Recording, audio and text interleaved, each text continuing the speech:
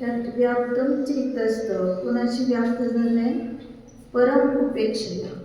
परम उपेक्षेने सहित असं आपलं चित्त इथं व्याप्त झालं. म्हणजे यात काय दाखवायचं? व्याप्य व्यापक भाव कोणाशी आहे? तर स्वस्वरूपाशीच व्याप्य व्यापक भाव आहे. अन्नद्रव्याशी व्याप्य व्यापक भाव कधी नसतो. ह्यासाठी सांगितलं, कारण वितरागता समता भाव हा जो आहे उपेक्षामध्ये, आणि ते प्रत्येक जीवाचं स्वरूप आहे. त्यातच चित्त व्याप्त म्हणजेच काय? तर याला सोडून अन्य ठिकाणी कोणीही व्यापत नाही. कोणी म्हणजे विभाव व्यापत नाही. स्वभाव हा प्रत्येक समयात प्रत्येक प्रदेशावर व्याप्त आहे. जीवाचे असंख्यात प्रदेश, आणि त्या असंख्यात प्रदेशावर हा स्वभाव व्यापून राहतो. त्या कारणाने जे आपलं आहे ते राहतं, आणि जे आपलं नाही ते व्यापायला येतच नाही. आता त्याला एक उदाहरण, झाडाला आंबा आला, मग तो ज्या झाडाचा ज्या जातीचा आहे, तर व्याप्य व्यापक संबंध कुठे येणार? त्याच झाडाशी त्या आंब्याचा येणार. मग त्यावेळेस त्या ठिकाणी पाहिलं तर कसं असतो? ते व्याप्य कोण आहे? व्याप्य आहे आंबा, आणि व्यापक कोण आहे? तर झाड. व्यापक का म्हणायचं त्याला? तर ते झाड कशाला व्यापून घेतं? फक्त फळाला नाही, त्याचा मोहर येतो, त्यालाही व्यापलंय. ते सगळे त्याचे व्याप्य आहेत. म्हणजे व्याप्य म्हणजे अंश आहे. ते मोहर असेल किंवा कैरी असेल किंवा अजून काही आंबा आहे, पानं आहेत वगैरे, किंवा त्या मुळ्या आहेत, त्या सगळ्याशी हे झाड कसं आहे? व्यापक आहे. तो व्यापून घेणार आहे ह्या सगळ्याला. पण हे एक एक अंश व्याप्य सांगितले. मग आता आपण पाहतो, औषध सांगितले, आंब्याच्या झाडाच्या पानाचं औषध सांगितलं. तर कुठली तरी पानं आणली तर त्या रोगाला ते औषध उपयोगी पडणार नाही. ज्याच्याशी ज्याचा संबंध आहे तीच पानं चालतील. पानं ही जाती पानाची आहे, परंतु दुसरी पानं चालत नाही. किंवा कोय आहे, आंब्याची कोय, मग त्याचं औषध सांगितलं, कोय खायला सांगितली. मग कुठलं पण बी घेतलं आणि ते खाल्लं म्हटलं तर चालणार नाही. ज्या रोगाला जे आहे त्याच्याशीच ते व्यापक संबंध येतात. म्हणजे आंब्याचं आहे म्हणून जर कोणी असं फसवणूक करेल, दुसरी काहीतरी दाखवली त्याच्यामध्ये, बी म्हणा किंवा दुसरं फळ किंवा दुसरी पानं, तर ती उपयोगी पडणार नाही, कारण ते त्याच्याशी व्याप्य नव्हतं. म्हणून हे उदाहरण अगदी समजण्यासारखं आहे आपल्याला. किंवा अजून सोपं उदाहरण कोणतं घेता येईल? साखरेचं काहीतरी पक्वान्न केलं, मग कोणी म्हणतो आम्हाला साखर नाही चालत, मग काय करायचं? गुळाचं करायचं.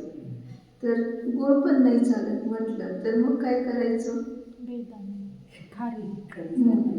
म्हणजे गोड ज्या वस्तू आहे त्या वस्तूचं काहीतरी केलं, लाडू केला, समजा मनुके, बेदाणे, खारी, खजूर वगैरे घालून केलं लाडू, शेंगदाण्याचा म्हणा किंवा बदामाचा केला. मग पण त्याला साखरेची चव आली का? सांगायचं काय? व्याप्य कोणाशी कोण आहे? गोडी आहे पण साखरेची मधुरता त्यात नाही. जसं ते दुधाचे पण भेद सांगितले की नाही? काय सांगितले? दुधाचे भेद: गाईचं दूध, म्हशीचं दूध, बकरीचं दूध, प्रत्येकामध्ये, किंवा शेळीचं दूध, तर प्रत्येकामध्ये स्निग्धता वेगळी आहे, मधुरता वेगळी आहे. मग ते जसं त्याच्याशीच ते व्याप्य आहे, इतरांशी नाही. तसं भगवान, तुम्ही आपल्या स्वरूपाशीच काय आहात? व्यापून राहता. म्हणजे स्वरूपाला सोडून बाहेर तुमची मर्यादा उल्लंघली जात नाही. मग तसं आमचा स्वभाव देखील असा आहे. आता क्रोध केला थोडा, कोपावेश म्हटलं ना, कोपावेश न भवती. तुम्हाला क्रोधाचा आवेश येत नाही असं भगवंतांना म्हटलं. म्हणजे तो वेग आता संपलेला आहे. याचा अर्थच काय आहे की ते क्रोध हे व्यापून नव्हते जीवाच्या चेतन स्वरूपामध्ये. पूर्वीही नव्हते, आताही नाही, पुढेही नसणार. आमच्या स्वरूपामध्ये आहे का? कुठलेच विभाव नाही आहे. फक्त आम्ही कल्पनेने समजतो की आता उन्हाळ्यात फ्रीजमधलं पाणी पिल्यावर थंडगार बरं वाटतं. पितो का फ्रीजमधलं पाणी? नाही पित. मग कशातलं पितं? डेऱ्यातलं, माठातलं. मग ते सुद्धा कसलं आहे पाणी? गार वाटतं पिताना, पण तहान सारखी लागते. जितकं गार पाणी पिईल ना तेवढं तहान पुन्हा पुन्हा लागते आणि तृप्ती वाटत नाही. तसे विभाव आहेत हे सगळे. म्हणजे जे आपण करतो क्रोध, मान, माया, लोभ, राग, द्वेष, मोह वगैरे, पण ते आपल्याशी व्याप्त नाहीत. त्या कारणाने पुन्हा पुन्हा त्याच्यामध्ये पडतो, त्याच्या मागे लागतो, परंतु ते आपल्यामध्ये प्रविष्ट होत नाही, कारण ते आपल्यामध्ये व्याप्य नाही. मग जे स्वरूप आहे तेच आपल्यामध्ये व्याप्य असतं, अन्य कोणी नसतं हे सांगितलं. म्हणजे आपले विभाव सहज संपून जातील. आता 23 नंबरचा श्लोक पाहायचा. देवस्तोत्रं त्रिदिवगणिका मंडली गीत कीर्ती. देवस्तोत्रं त्रिदिवगणिका मंडली गीत कीर्ती. तोतूर्ती त्वां सकल विषय ज्ञानमूर्ति जनो यः. तोतूर्ती त्वां सकल विषय ज्ञानमूर्ति जनो यः. तस्य क्षेमं न पदमटतो जातु जो मूर्तिपन्तः. तस्य क्षेमं न पदमटतो जातु जो मूर्तिपन्तः.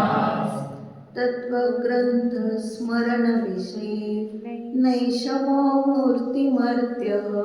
तत्त्वग्रन्थ स्मरण विषये नैषमो मूर्तिमर्त्यः. देवस्तोत्रं त्रिदिवगणिका मंडली गीत कीर्ति. तोतूर्ती त्वां सकल विषय ज्ञानमूर्ति जनो यः. तस्य क्षेमं न पदमटतो जातु जो मूर्तिमन्तः. तत्त्वग्रन्थ स्मरण विषये नैषमो मूर्तिमर्त्यः. हे सांगितलं पहा, हे देव म्हणून संबोधन केलेलं आहे. हे देवा त्रिदिव गणिक मंडली गीत कीर्ती. त्रिदिव म्हणजे कोण? स्वर्ग. त्रिदिवचा अर्थ होतो स्वर्ग. आणि त्या स्वर्गातली जी गणिका, गणिका मंडली म्हणजे देवांगना, अप्सरा वगैरे जे असतात त्यांची मंडली म्हणजे त्यांचा समूह. एकटीच नाही तर अनेक देवींचा समूह असतो. आणि ते गीत कीर्ती, आणि ते काय करतात? भगवंतांच्या कीर्तीची स्तवन वगैरे करतात, गातात. थोडक्यात भगवान कसे आहे याविषयीचं ते गुणगान करत असतात. सकल विषय ज्ञानमूर्ती, आणि सर्व विषयांच्या ज्ञानाची मूर्ती म्हणजे साक्षात स्वरूपच आहे, ज्ञानस्वरूप आहे. अशा त्वां स्तोत्रं, अशा तुम्हाला स्तुती करण्याविषयी यह जनः तोतूर्ती, जे लोक काय करतात? तोतूर्ती, पटपट पटपट. त्याला म्हणतात अगदी मिळाले नाही संधी, कुठं गॅस नंबर लावले आणि मग म्हणतो लवकर लवकर चला, नंबर लागलेत आपले. मग या ठिकाणी सुद्धा सांगितलं स्तुती करायला मिळणं हे सुद्धा सौभाग्य आहे. तो तुर्ती, जे लोक काय करतात? स्तुती करतात, किंचित मात्र मागे पुढे पाहत नाहीत. म्हणजे थोडक्यात कुठल्याही संसाराचा विषय न घेता आपल्या भगवंताविषयीचे गुणगान करण्यासाठी त्यांना खूप घाई झालेली असते. असे जे लोक आहेत तर तस्य क्षेमम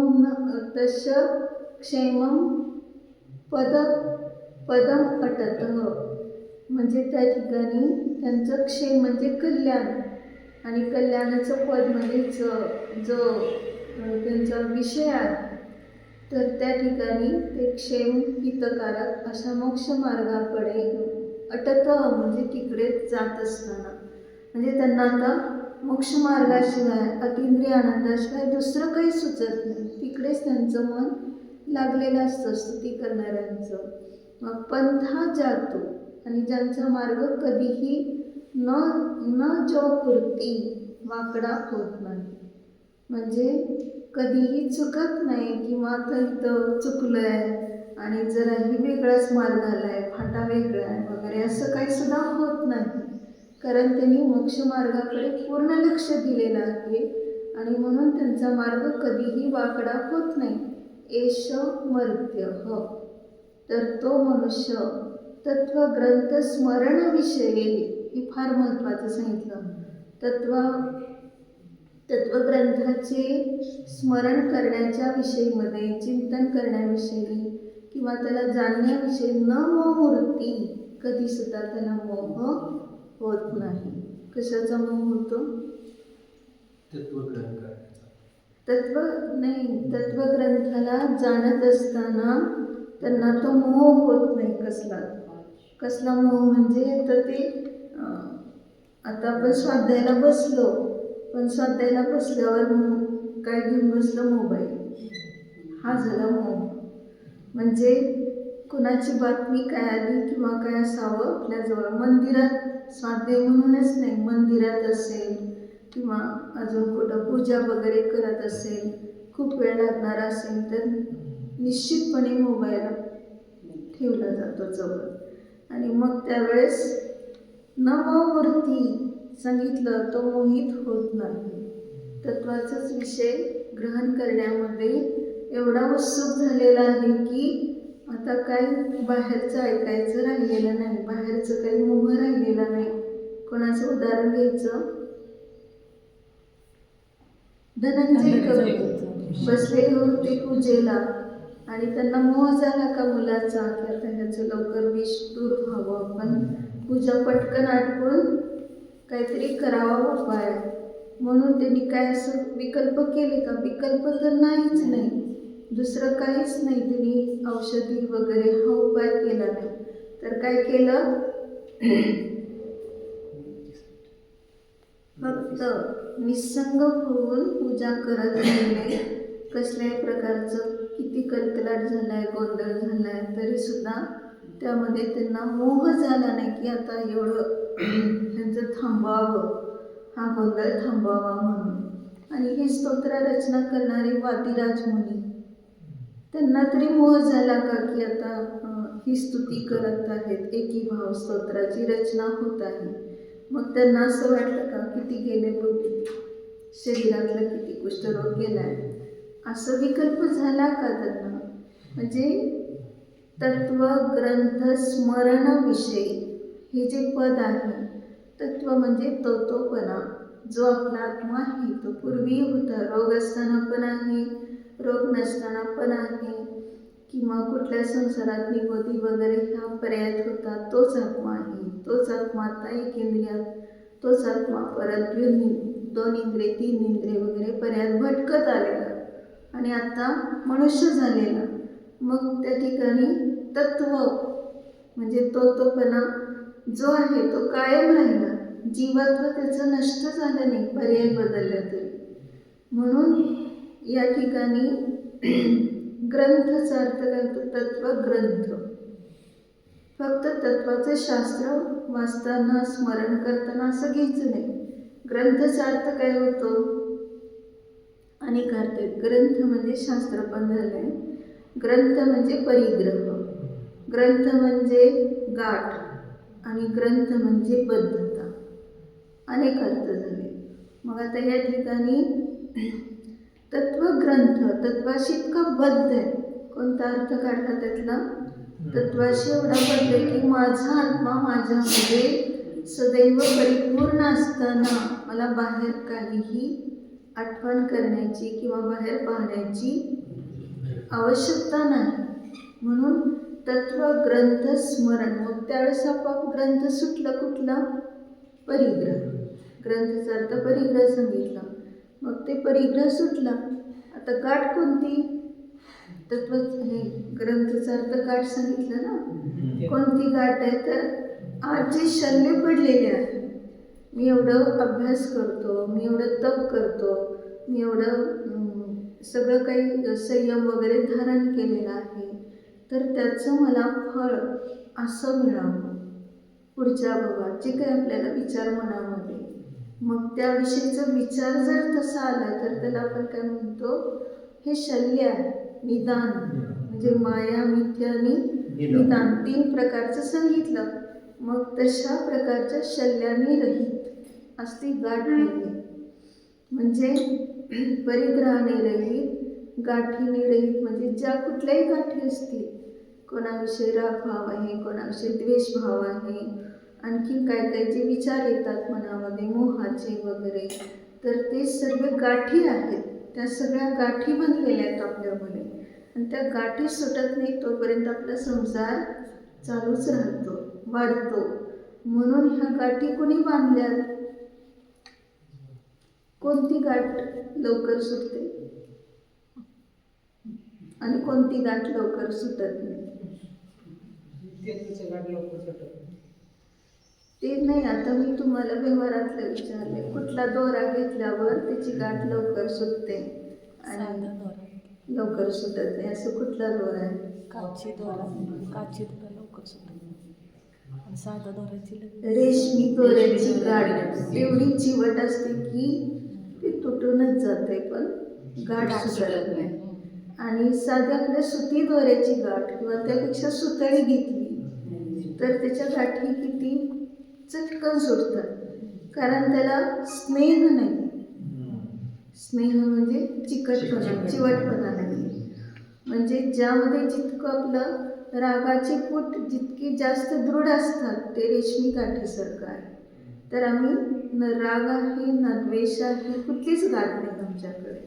मोह आहे, कुठलंही काही नाही. ह्याच्या अतीत स्वरूप आहे. रागद्वेष मोहाने रहित असं आपलं स्वरूप जाणलं तर तत्व तेच आपलं तत्व आहे. तत्व ग्रंथ त्याच्याशी मी बद्ध झालो. अजून काय सांगितलं तर ग्रंथाचा अर्थ शास्त्र, आगम. म्हणजे ज्यामध्ये वस्तुव्यवस्था बद्ध करून ठेवलेली आहे आचार्य वगैरे, तर त्याचं स्मरण करताना आता बाहेर मी कशालाही मोहित होत नाही. परद्रव्याला किंवा त्याविषयीचं जे काही आहे विचार, त्या कशालाच मी मोहित होत नाही. म्हणजे काय सांगितलं? अजून काय सांगितलं होतं? तर ग्रंथाचा अर्थ शास्त्र, गाठ, परिग्रह आणि बद्धता झाले ना सगळे अर्थ. मग मी स्वरूपात बद्ध आहे म्हटल्यानंतर हे बाकीचे सगळे सुटून गेलं. आणि शास्त्र म्हणजे जिनवाणीचं मी बहुमानाने काय करतो? मनन चिंतन करतो आणि निश्चयाने स्वस्वरूपाला जाणतो, भावश्रुतामध्ये परिवर्तित होतो. तत्व ग्रंथ स्मरणविषयी, स्मरण करत असताना म्हणजे त्याचं चिंतन मनन करत असताना, थोडक्यात स्वाध्याय करत असताना. मग स्वाध्याय, व्यवहार स्वाध्याय आणि निश्चय स्वाध्याय 2 अर्थ काढायचे. व्यवहार स्वाध्याय म्हणजे जे काही भगवंतांनी आचार्यांनी सांगितलं आहे त्या ग्रंथात काय काय आहे काय नाही वगैरे ह्याचा निर्णय करणं, हा व्यवहार स्वाध्याय झाला. आणि निश्चय स्वाध्याय काय आहे? स्व अधिअय, स्वतःच्या आधाराने, अय म्हणजे परिणमन करणं, त्याला म्हटलं जातं निश्चय स्वाध्याय. मग हे जर आपल्याला समजलं तर मग त्याच्या स्मरण विषयामध्ये कसलाही मोह होत नाही. थांबा थोडं मला एवढं काम करून घ्यायचं आहे. काय म्हटलं? दीक्षा घ्यायची आहे ना, तर मग म्हणतो नाही माझं ते बँकेत एवढं शिल्लक आहे, ते काढून येतो, कुणाच्या तरी नावावर टाकतो आणि मग दीक्षा घेतो. म्हणजे काय झालं, मोह कुठं झाला, दीक्षा घेण्याचे परिणाम झाले त्या क्षणी रिकामय पूर्ण. पण कुठं मोह झाला, एवढं माझ्या नावावर आहे, एवढं मी कमी करतो, किंवा एवढं परिवाराला विचारून येतो. कुणाला विचारायला जातो तो, जाऊ का म्हणून, दीक्षा घेऊ का म्हणून जर परिवाराला विचारायला गेला तर काय होतं, त्या ठिकाणीच तो फसतो. कारण कोणतरी म्हणतंच की नाही, आताच नाही दीक्षा घ्यायची, अजून वय नाही आहे तसं वगैरे, सुकुमार आहे, काही परिशोपसर्ग वगैरे सहन होणार नाही. अशा रीतीने ज्यांना दीक्षा घेण्याचे भाव आहेत त्यांनाच तो विचारतो, चला माझ्याबरोबर. आणि ज्यांना नाही ते मोही आहे. मग अशा रीतीने हा मोहाला प्राप्त होत नाही. म्हणून या ठिकाणी काय समजलं, वास्तविक रूपाने आपला आत्मा कसा आहे हे सांगितलं.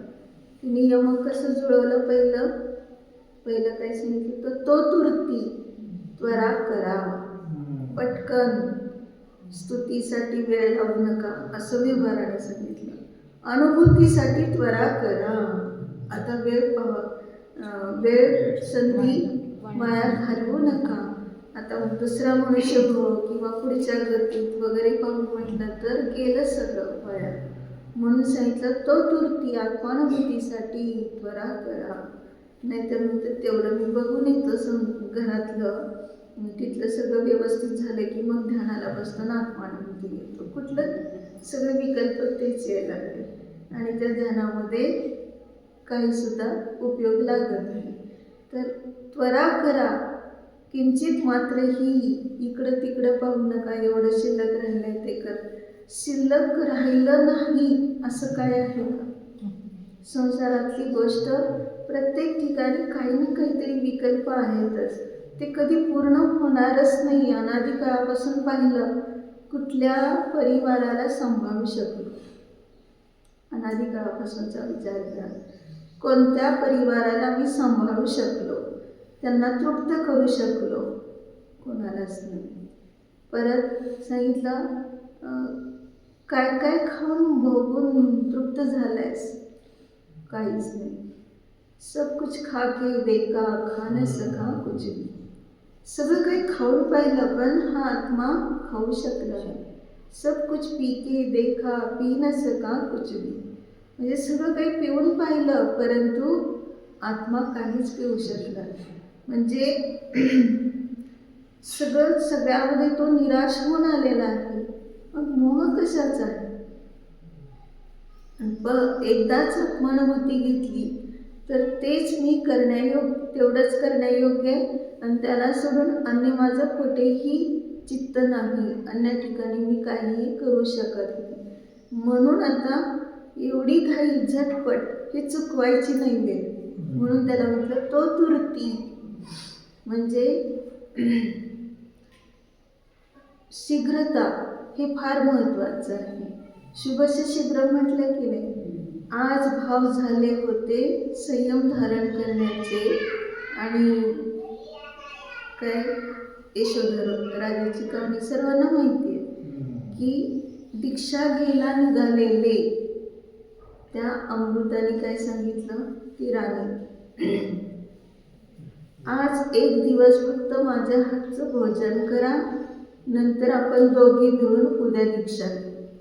आजचं कार्य कुठं सोडलं, उद्यावर सोडलं. म्हणून काय सांगितलं की त्या ठिकाणी आता ही जर एवढी बदलली आहे आणि ही जर घेणार असेल दीक्षा तर एक दिवसाने काही फरक पडतो असं विचार होतो. आणि थांबले यशोधर राजा. थांबल्यानंतर पुढं काय झालं, किती भाव बिघडले. म्हणजे तिने विष घातलं आणि त्यातच त्यांचं मरण झालं आणि ते मग दुर्गतीमध्ये कुठल्या पर्यायात असं सारखं भटकू लागले.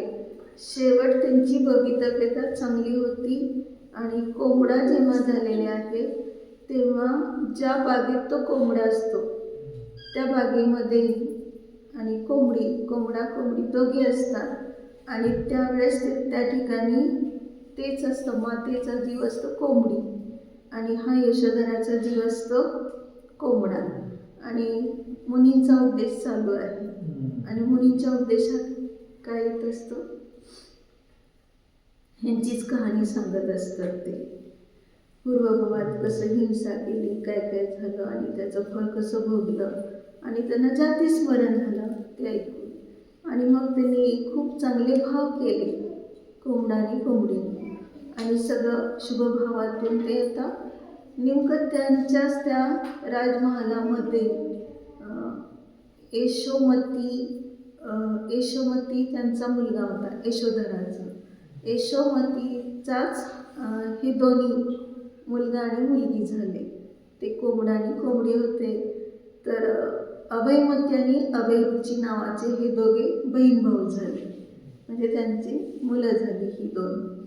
मग ते तर त्यांना इतकं वैराग्य झालेलं आहे, अजून खूप लहान वय आहे आणि लहान वयातच त्या दोघांना काहीतरी असं संबोधन वगैरे मिळालं असेल मुनींच्याकडून.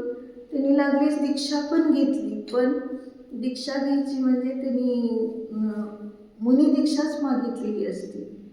पण मुनी म्हणतात की आत्ता ह्या वयात मुनी दीक्षा नको, ब्रह्मचारी अवस्था किंवा काय असं त्यांना फक्त गृहविरत करून ब्रह्मचारी अवस्था किंवा क्षुल्लक वगैरे केलं असेल त्या दोघांना पण.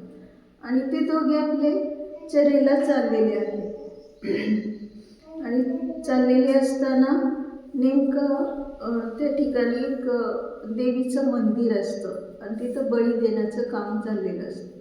आणि त्यावेळेस प्रत्येक पशुची जोडी एकत्र करून ठेवलेली असते बळी देण्यासाठी.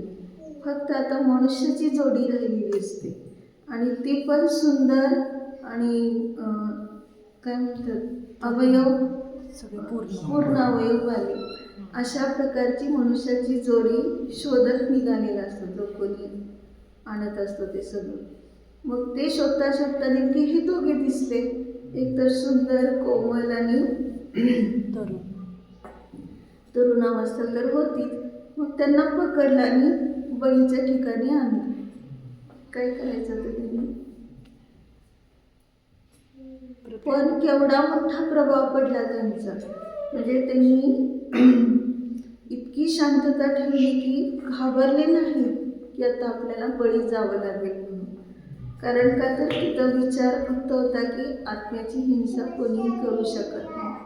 खूप तत्त्वज्ञानाचं बल एवढं होतं. आणि मग शेवटी त्यांनी त्या देवीसमोर असं प्रवचन केलं की त्या प्रवचनात सगळे प्रभावित झालेले. तर देवीसुद्धा, म्हणजे हिंसा हे कसं दुःखाला कारण आहे आणि त्या देवीने सुद्धा बळी मागायचं नाही किंवा इथून पुढे ती प्रथा बंद करायची आहे. तर ती देवी साक्षात अवतरली तिथं आणि तिने क्षमा मागितली, पाया पडली. आता इथून पुढं मी कधीसुद्धा तशा प्रकारचं कुठल्याही भक्ताने काय करायला लागला तर मी प्रतिकार करेन आणि हिंसा होऊ देणार नाही, अशा प्रकारची ती सुद्धा प्रभावित झाली. आणि राजा तो कोण मरीच राजा, काहीतरी मारिदत्त काहीतरी नाव असतं, हे राजातर्फे सगळं आयोजित झालेलं असतं. आणि राजा तिथं येतो आणि पाहतो खूप प्रभाव झालेला आहे. आणि त्यांचे जे गुरु आहेत ते नेमके गुरु तिकडून येत असतात आणि मग आणखी सगळ्यांना इतकं आनंद होतो. काही जण मुनी होतात, काही जण समयदृष्टी होतात, काहींना काय काय अशा रीतीने एवढा मोठा प्रभाव होतो त्यांचा. म्हणजे कुठली प्रभावना झाली, अंतरंग प्रभावना असेल तर बहिरंग प्रभावना सहज होते. मग अशा रीतीने हे सगळं सांगितलं, त्वरा करा, वेळ लावू नका. त्यांची अजून यशोमती वगैरे मुलगा घरात महालातच आहे आणि ही मुलं दोघी पण कशी दीक्षा घेऊन गेलेली, कसल्याही प्रकारचा त्यांना मोह नाही.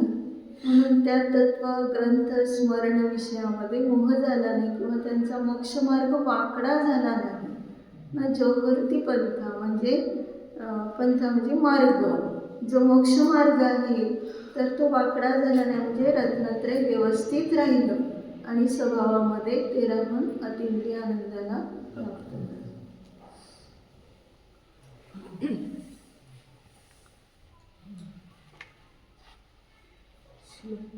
अर्थ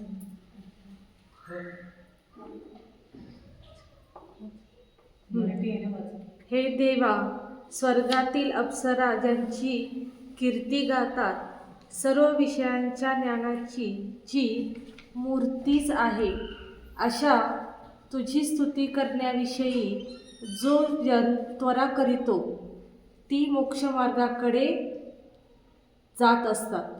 ज्यांचा मार्ग कधीही वाकडा होत नाही तो मनुष्य तत्वग्रंथाचे चिंतन करण्यामध्ये कधीही मोह पावत नाही. हे जिनदेवा, अप्सरा देखील तुझी कीर्ती गातात. तू साक्षात केवळ ज्ञानस्वरूपी मूर्तीच आहे. जो मनुष्य तुझी उत्कंठेने स्तुती करतो तो व्यत्ययरहित होऊन सरळ मोक्षास जातो. तात्पर्य, तुझ्या भक्तिपूर्वक स्तुतीचे जीवनास परंपरेने सहज मोक्षाची प्राप्ती होते. देवस्तोतुं